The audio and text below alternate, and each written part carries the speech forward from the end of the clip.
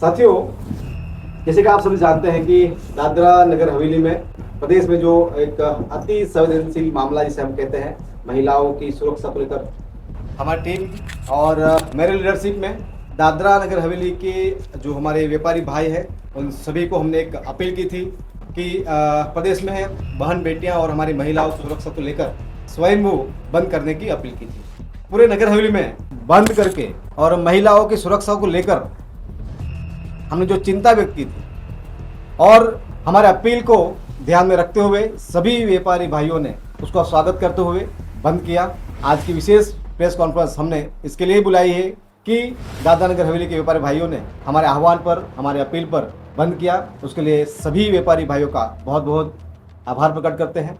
साथ ही आप सभी जानते हैं कि दादरा नगर हवेली में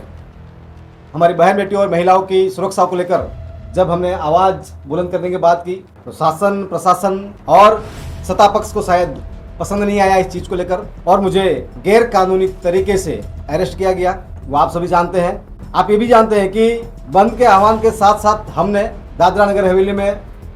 महिलाओं की सुरक्षा सुनिश्चित करने के लिए 3 बजे एक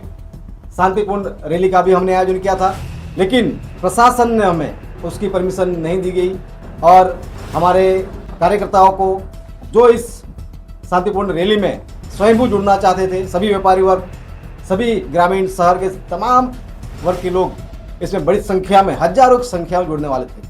लेकिन परमिशन नहीं दी जाने की वजह से और कानून व्यवस्था नहीं बिगड़े, इसकी वजह से हमारे साथियों ने उस रैली को रद्द किया।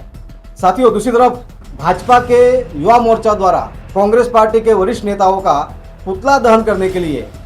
जहां पर पुरानी 144 एरिया जो विस्तार घोषित है उस विस्तार में किल्होना का इसी विस्तार में पुतला दहन करने की परमिशन दी गई प्रशासन ने। दूसरी तरफ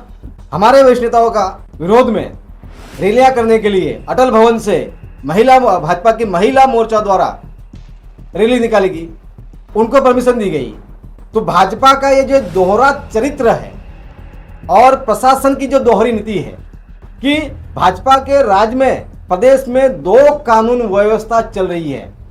भाजपा के सत्ता पक्ष के लिए अलग कानून व्यवस्था, कांग्रेस और जो सामान्य वर्ग है उसके लिए अलग कानून की व्यवस्था। तो ये जो दोहरी नीति चल रही है, एक तरफ ये कह रहे हैं कि बीजेपी सुशासन की बात कर रही है, एक तरफ कानून व्यवस्था की बात कर रही है और एक तरफ से इस तरह से जो